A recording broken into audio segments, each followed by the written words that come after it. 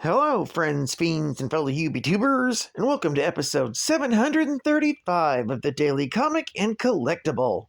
Today, the collectible of the day is the Hasbro Toys Marvel Legends series, Spiderman Multipack, 5-piece box set, Moltenman action figure.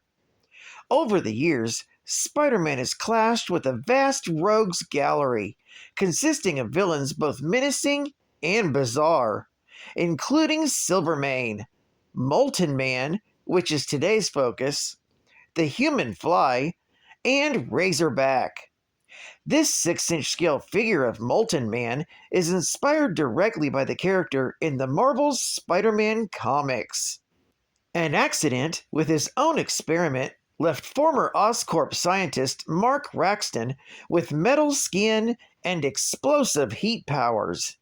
Known as one of Spidey's most iconic characters, this 1/12 scale figure features advanced articulation for posing and displaying in your Marvel collection. Molten Man comes in a metallic gold and features premium details with intricate sculpting, including carved fire effects.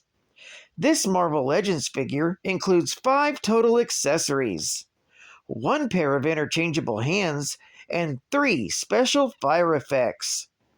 This figure is included in the Marvel Legends series Spider-Man Multipack and was released in 2022 by Hasbro Toys.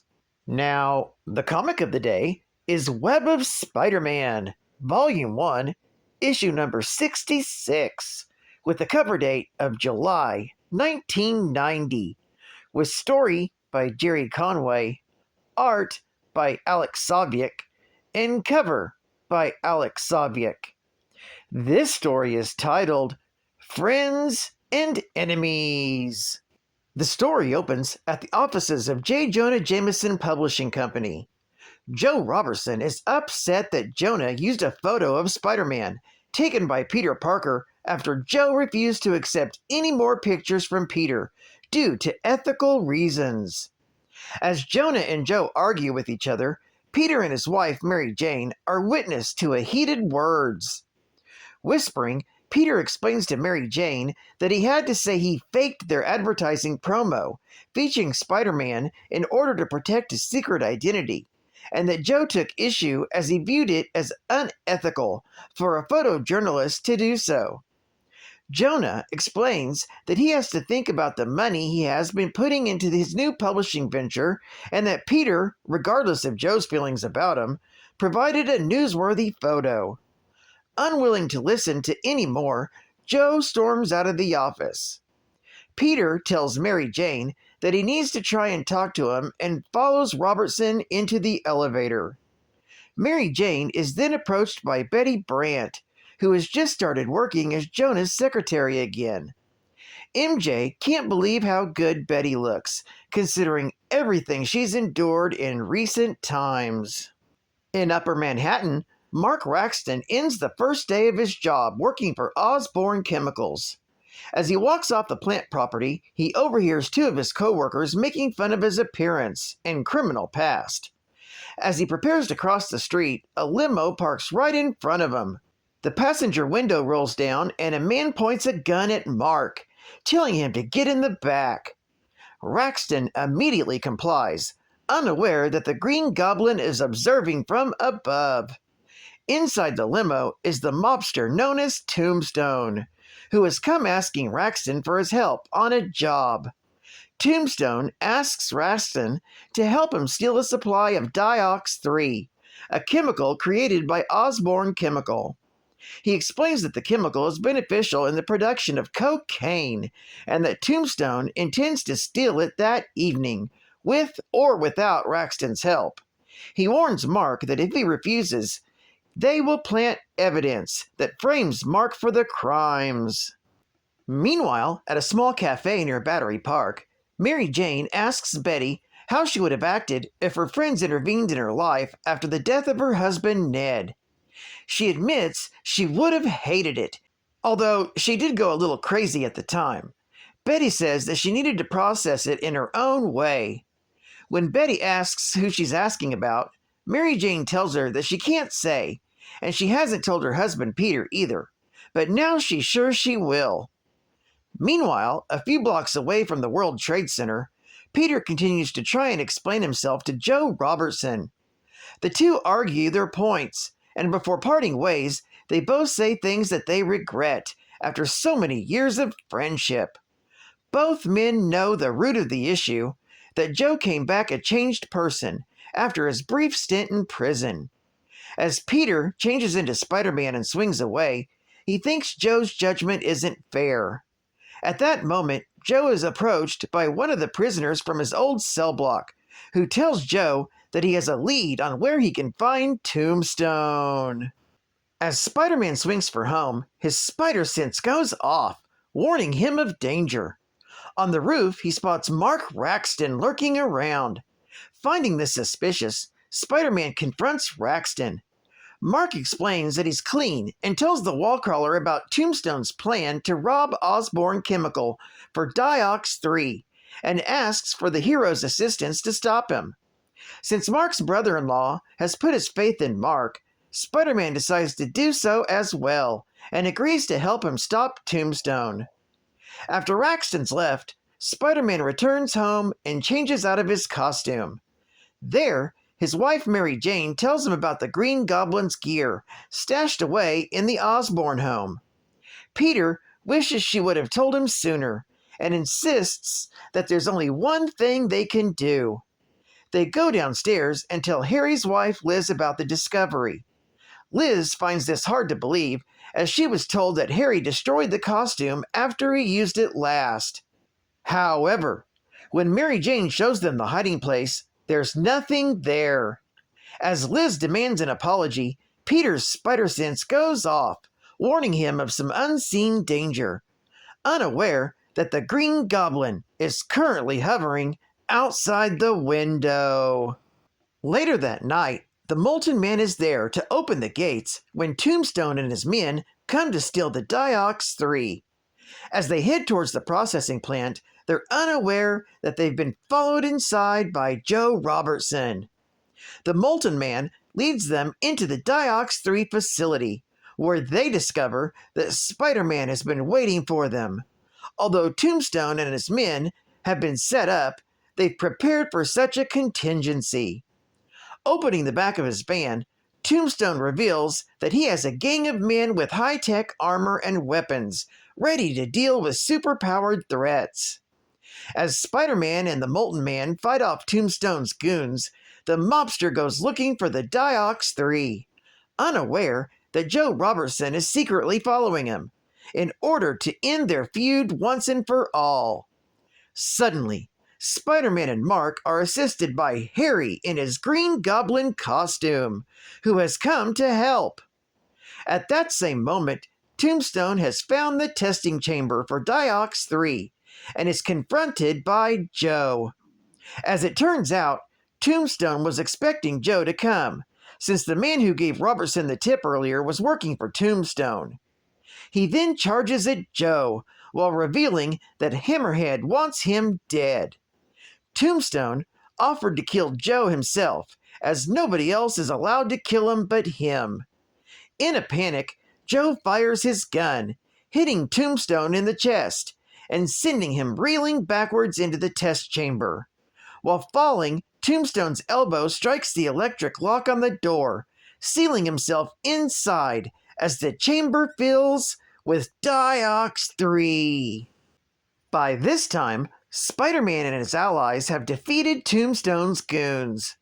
With the battle over, the Green Goblin explains that Harry had asked him to guard the facility and help out Spider-Man and the Moltenman. The wallcrawler accepts the explanation, but fears that Harry may be having another breakdown. Then they go looking for Tombstone and find Joe Robertson trying to open the THRU chamber. As the trio help to open the chamber, the Green Goblin explains that THRU bonds to the cellular walls of plants to prevent decomposition, but he doesn't know the effects it will have on animal tissue. When they finally get the chamber open, they discover the rear wall has been blown open from the inside, and that there's no sign of Tombstone. The Green Goblin insists that THRU is not explosive, leaving them to wonder what really happened. Spider-Man insists that they try and find out as quickly as possible.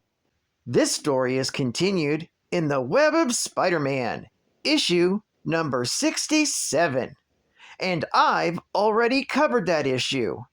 The link to that episode will be in the description below. Geek Fact: Harry Osborn briefly became the Green Goblin again in Amazing Spider-Man, issue number 312, from February of 1988, in order to defend his family from the Hobgoblin.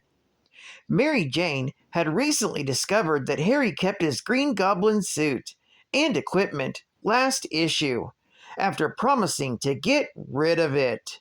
Bonus Geek Fact: as revealed in Spectacular Spider-Man, issue number 139, from June of 1988, Joe Robertson failed to report a murder committed by Tombstone 20 years earlier. As a result, he was found guilty of being an accessory to murder and sent to prison in Spectacular Spider-Man, issue number 150, from May of 1989. However, he was ultimately pardoned in Spectacular Spider-Man, issue number 161, from February of 1990. State-of-the-art gaming! Codename Viper.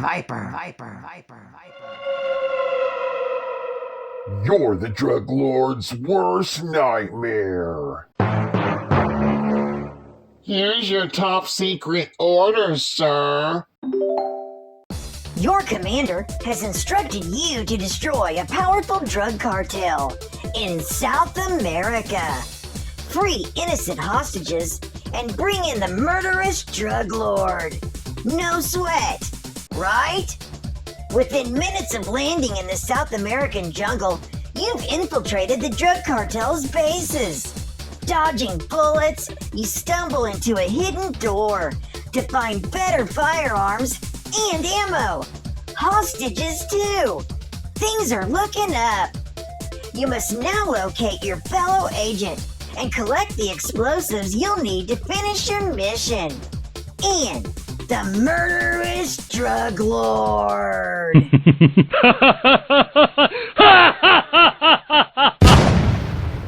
Only from Capcom USA. Don't you wish your geek facts were hot like me? Don't you wish your geek facts were hot like me? Don't ya? Oh yeah, don't ya? Meow, don't ya? Mark Raxton was born in New York City. He was a scientist who could not wait to use his skills to become rich, and once worked at Oscorp Industries as the laboratory assistant to Spencer Smith, the creator of the Spider Slayers. Raxton and Smith developed an experimental new liquid metallic alloy for the Spider Slayers from a radioactive meteor. But Raxton, in his greed and impatience, attempted to steal it and sell it, ignoring Smith's protests that it needed further testing. In the ensuing fight with Smith in the laboratory, Raxton spilled the liquid alloy all over himself, turning his skin gold. Fearing for his life, Raxton ran for the nearest hospital, only to discover that the alloy had changed him for the better when he angrily punched an irate motorist's hood, buckling it. Realizing the great potential his new abilities afforded him, Raxton, calling himself the Moltenman, turned to crime to further his monetary gains.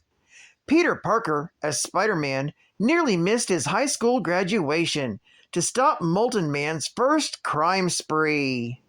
When Liz Allen became the head of Alchemax, she used the company's cutting-edge technology to cure Mark from his condition. Even though he was constantly monitored, Mark was no longer a threat to society, and started working on Alchemax's security. Well, I'd like to thank you for joining me for another Daily Comic and Collectible, and I hope to see you again Wednesday. This is Cut Fan Comicsman, and I'll catch you on the flip, baby. Over and out.